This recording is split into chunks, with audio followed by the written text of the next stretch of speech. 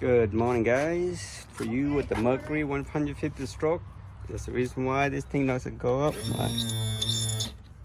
Anyway, we went to Venice a few days ago. Got the boat into the dock, load the boat. I realized I couldn't raise this baby up, so it looked like it's dry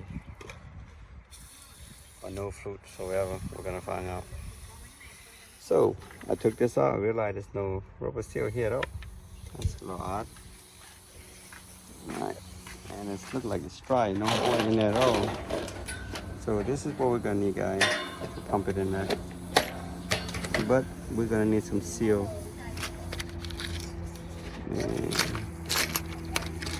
And it looks like I don't have anything to fit in here. No, this is closest for here. Let's see how that fit in there. Might be too big. Yeah, it's a little too big. Might have to order.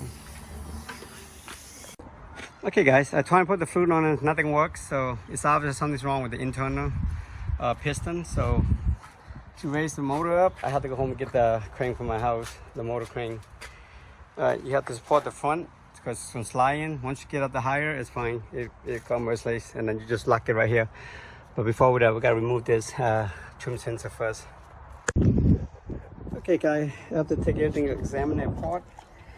And there's plenty of fruit in there. I can push this up and down no matter what.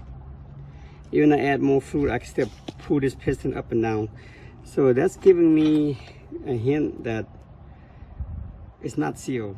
Maybe the piston here, the rubber, has been damaged. Because as the pump pressurized, it just bleed back and forth basically. It didn't, you know, like the right. When this turns on to pressure up, it's push the piston up. When we reverse, it sucks the oil back down. I'm just thinking it just push the water, the oil constantly recycling. That's tell me if the seal inside is damaged. The motor runs fine. The pump is kind of loose. I'm not sure where this has supposed to have some kind of restriction on it, but when you turn it, it's really, I mean, it's pretty easy.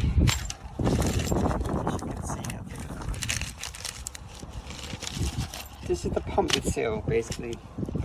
It's pretty loose. I mean, you know, not sure whether the manufacturer is supposed to have some kind of tension to it or not.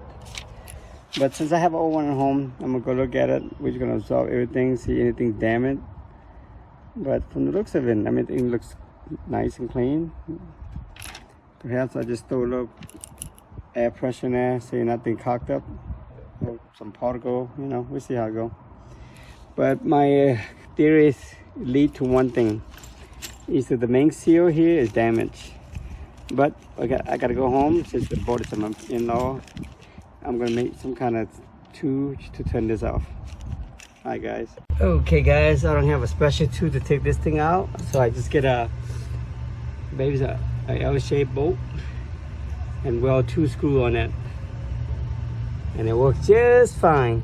Look at that. As you can see, turn it. It's turning. All right, maybe I put on the floor, it'll be better. Like so. Just like this.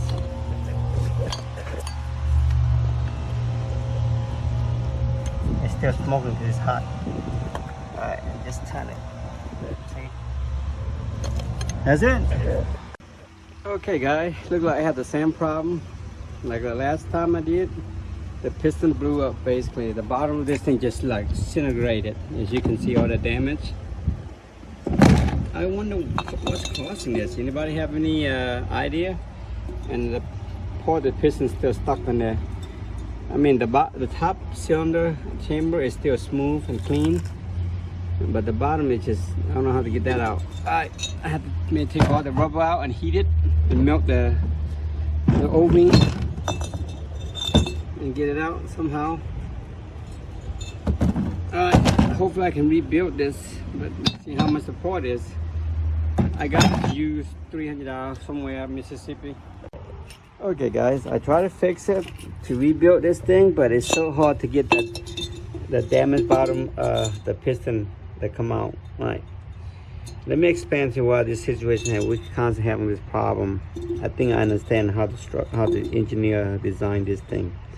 That bottom valve is basically compressed in with this one. See, it's compressed into the bottom of this one. But the thing is, with the spring and the pin goes in there, well, basically the bearing goes in first, and then the spring and then the pin goes in there.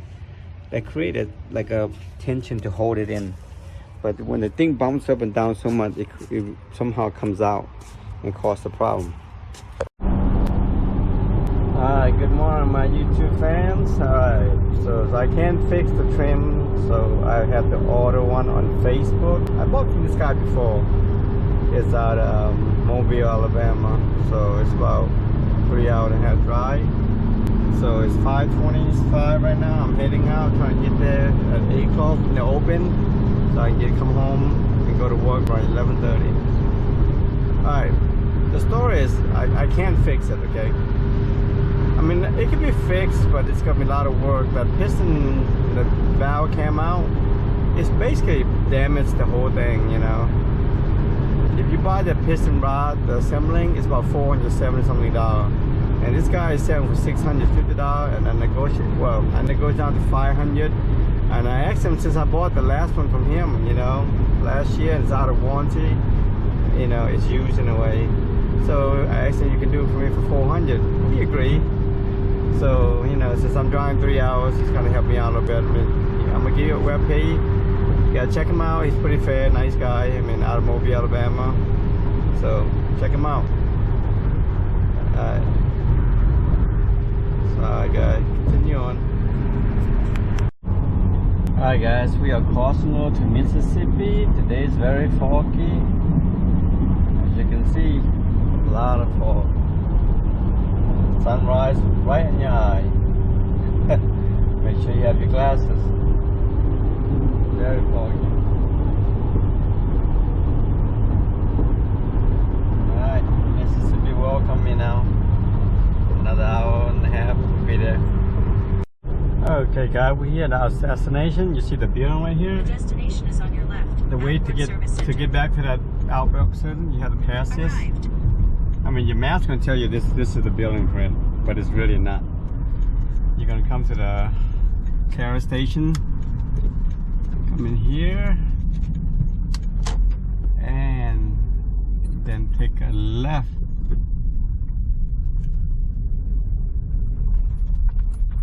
I forgot, I'm not sure which one is it. I think it's this one.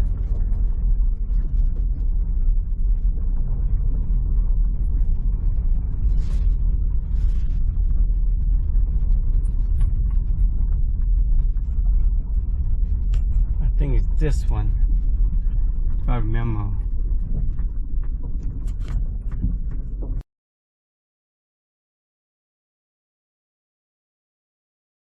Alright guys, just pick it up today. So this is my second set, so don't know what's going on. Like, I asked the guy there, I mean, he's professional, you know, they do that for a living.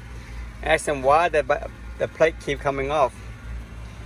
He said it was supposed to be designed to handle that abuse no matter what, but I guess manufacturer, like I said, that's why Mercury designed just as bad. The lower plate didn't have any kind of screw. It's basically designed to compress on, but with all that bouncing and shock, that compression comes off. I wish I can take the plate out and explain to you guys what the situation is. So back home now, I'm going to do a little touch up with some highlight, get some paint, make it look nice and brand new basically. So we're just gonna Home Depot high glass black paint, give it a glass.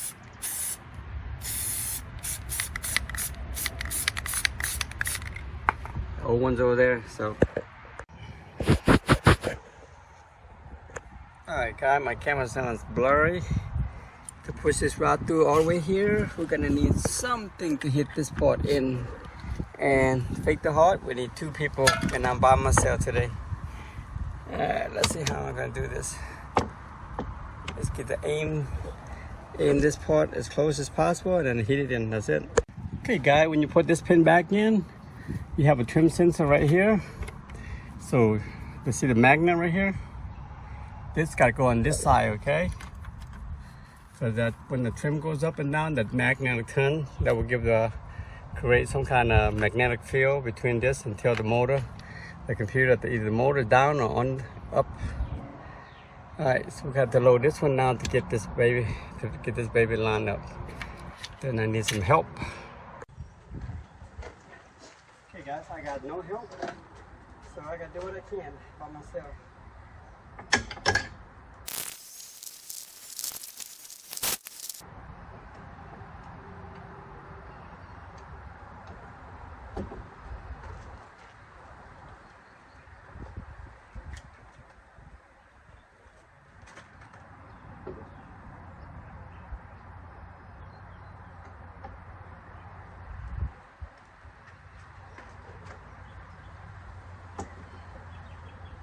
Okay guys, just a little wiggle, it went in.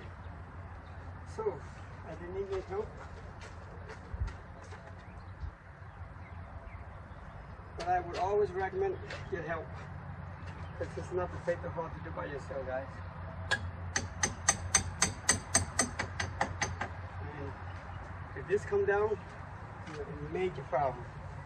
Either you break your finger or break your hand. So I don't recommend do it by yourself, you know. Okay, so I have that in, and we're going to get the magnetic line up.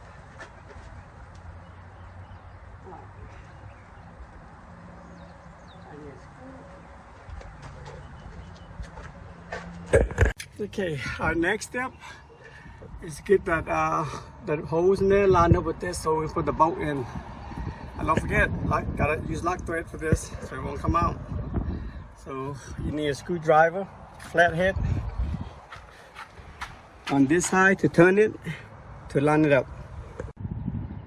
As you can see guys, you turn it, see how it moves, like that. And you just put the bolt in and locks it, that's it, we're done. I had a thread lock on there already, you see the blue? Alright, let me go get some. Okay guys, got everything in. Reconnect the Y.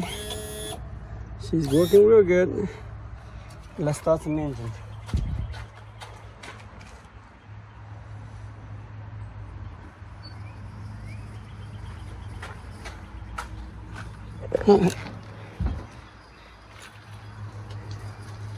Hi, as you can see, I had a push start system.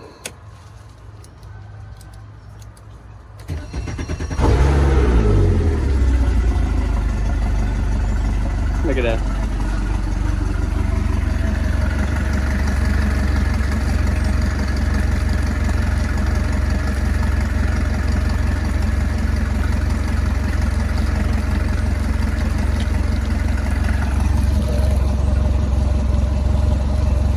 Okay, looks like everything works good. Put everything back in, I'm done. My push start turn up is pretty easy. Either turn that one up or press this. Two-way system, baby. Gotta love it. Push start. All right.